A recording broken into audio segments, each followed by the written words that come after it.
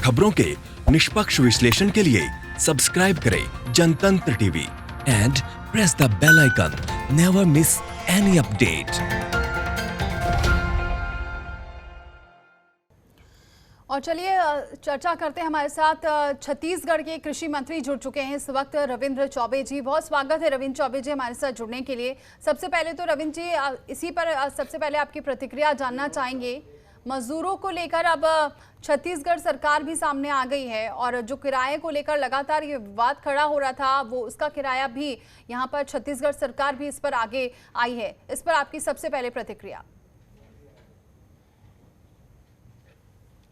केवल छत्तीसगढ़ सरकार का सवाल नहीं है। आज भी हमने सारे समाचारों में देखा कि हमारी राष्ट्रीय अध्यक्ष सोनिया जी ने कहा है कि जहां जहां भी मजदूरों की इस प्रकार से तकलीफ होगी, पूरा मजदूरों को अपने राज्य की वापसी का खर्च कांग्रेस पार्टी वहन करेगी।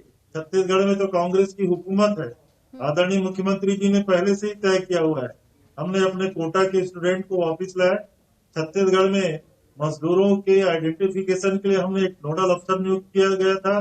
छत्तीसगढ़ में हम लोगों ने टोल फ्री नंबर दिया और लगभग 2 लाख मजदूर जो छत्तीसगढ़ से बाहर हैं, उसमें से 1,10,000 से अधिक मजदूरों ने सीधा नोडल अफसर या ऑफिस तक अपनी उपस्थिति दर्ज कराई है।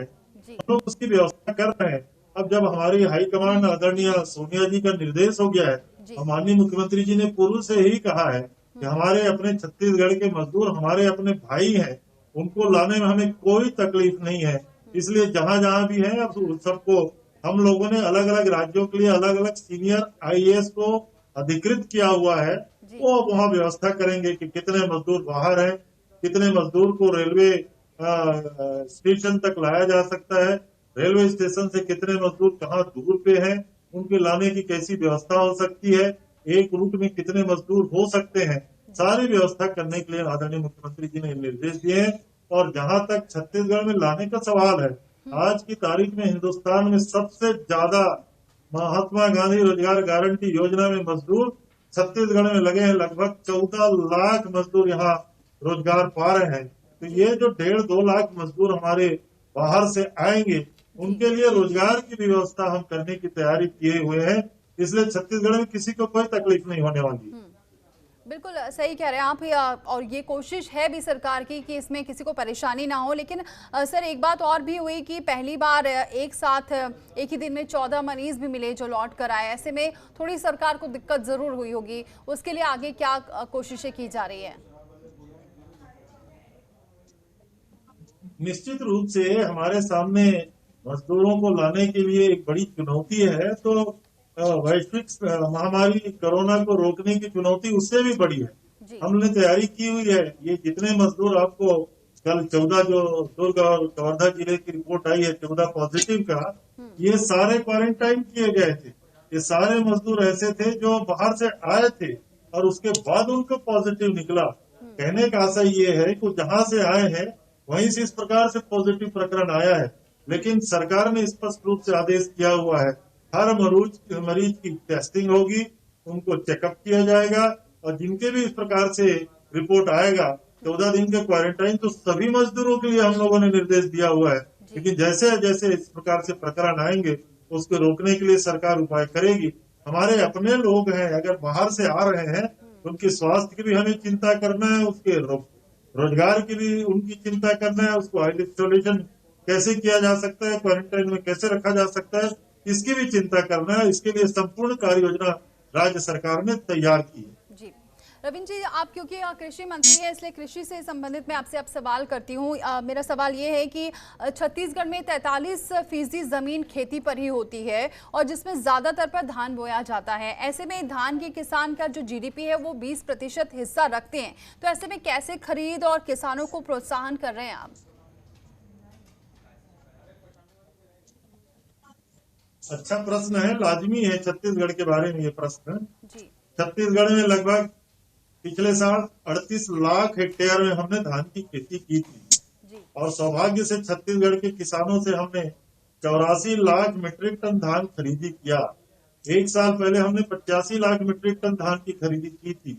तो छत्तीसगढ़ में किसानों को इस बात की तो निश्चिंता है कि हमारा उपज होगा तो आदरणीय भूपेश बघेल जी के नेतृत्व में हम उनके फसल को, उनके धान को कीमत भी देंगे और खरीदेंगे भी।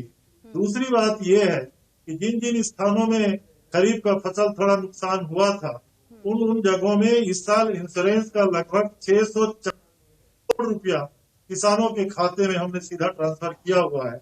रबी में अभी बहुत शिकायत आती है, ओलावृष्टि और अतिवृष्टि से यहाँ का चना का फसल नुकसान हो गया है। लगातार रेवेन्यू डिपार्टमेंट और इंश्योरेंस से क्रॉप कटिंग का हम लोग आंकड़ा मंगा रहे हैं और आने वाले समय में आप देखिएगा ऐतिहासिक रहेगा। छत्तीसगढ़ में 300 करोड़ रुपए से अधिक की राशि किसानों के खाते में हम जाएंगे और डालेंगे। और दूसरा, इन दोनों के अलावा एक सबसे महत्वपूर्ण बात यह है कि छत्तीसगढ़ में केंद्र सरकार ने 1815 रुपया से अधिक सपोर्ट प्राइस धान की घोषित नहीं किया और राज्य सरकार को लगभग प्रतिबंधित किया था। आदरणीय मुख्यमंत्री जी ने विधानसभा में घोषणा किए हैं कि राजीव गांधी किसान न्याय योजना हम लागू करेंगे और शेष 685 रुपया जो 2500 रुपया प्रति क्विंटल का हिसाब है उसको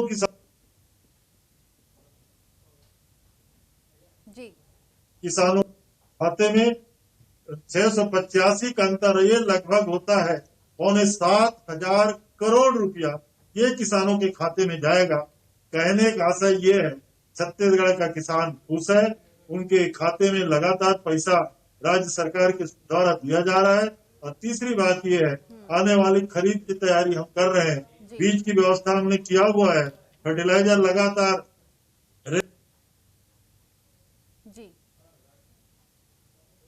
फर्टिलाइजर के लिए। और आप देखिएगा ये कोरोना से हम लड़ाई लड़ रहे हैं, ये 15 मई के बाद सारे के सारे किसान अपने खेतों में खेती की तैयारी में लग जाएंगे। कोरोना महामारी से तो ऐसी ही हमारे किसानों की लड़ाई सीधे रूप से होगी और इसी के कारण जब किसान खेती में इन्वॉल्व हो जाएंगे तो कोरोना जैसा संक्रमण छत्तीसगढ़ से भाग जाएगा। और किसानों के लिए आदरणीय मुख्यमंत्री जी ने, छत्तीसगढ़ की सरकार ने भरपूर और पर्याप्त व्यवस्था की है, इसलिए छत्तीसगढ़ का किसान लगभग निश्चिंत है। बिल्कुल सर, और इसी को लेकर आपने रोजगार देने के लिए कृषि विभाग में एक वाटरशेड मिशन के काम भी शुरू कराए थे, जिसमें इसमें 25 लाख मानव दिवस के सृजन लक्ष्य भी था इसका। ये लक्ष्य कहाँ तक पहुंचा है सर? अभी तो ये शुरुआत है, पूरा मई और पूरा जून हमारे पास बचा हुआ है और वाटर सेट के काम अभी तो केंद्र सरकार और वाटर सेट के काम अभी तो केंद्र सरकार ने एडवाइजरी जारी किया, तो कामों को ओपन करने का दिन ही 2 या 3 दिन हुआ है। तो आप देखिएगा आने वाले समय में हमारा जो लक्ष्य है उसको हम पूर्ति करेंगे। बिल्कुल सर, और एक आपने जिस तरीके से आप बता रहे हैं कि यहाँ पर केंद्र सरकार की अगर बात करूँ तो यहाँ पर आपने कुछ 10,000 करोड़ रुपए फौरन मांगे थे। क्या ये प्रक्रिया पूरी हुई? आपने केंद्र सरकार से भी मदद मांगी थी इसमें? 2 अलग अलग बातें हैं। छत्तीसगढ़ सरकार ने लगभग अलग अलग जो डिमांड हमारे विभागों का माननीय मुख्यमंत्री जी ने 10,000 करोड़ नहीं मांगे, 30,000 करोड़ रुपया हमने केंद्र से मांगे जी। लेकिन अभी केंद्र से कोई सकारात्मक रवैया दिख नहीं रहा है। इसके अलावा भी हमने अपने पैसे की मांग की है। जीएसटी में जो हमारा हिस्सा है, जो माइनिंग का सेस का हमारा हिस्सा है, जो रोजगार गारंटी का हमारा हिस्सा है, जो छत्तीसगढ़ को मिलना चाहिए वो पैसा अभी केंद्र सरकार नहीं दे पा रही है। अलग से मदद करना तो दूर रहा, तो आने वाले समय में हम देखेंगे केंद्र सरकार हमारी मदद करे, सकारात्मक रुख रहे, ऐसा हमारा सोचना है, ऐसी हमारी अपेक्षा है जी। बहुत बहुत शुक्रिया रविंद्र जी हमारे साथ जुड़ने के लिए। उम्मीद है कि जिस तरीके से सरकार यहाँ पर किसानों के लिए आगे भी रणनीति बना रही है और कोरोना से तो निपट लेंगे और ऐसे भी किसान अपनी खेती से भी और आगे बढ़ेंगे और छत्तीसगढ़ इस पर विकास भी करेगा। इस पर ये कहना था छत्तीसगढ़ के कृषि मंत्री रविंद्र चौबे जी हमारे साथ जुड़े हुए थे।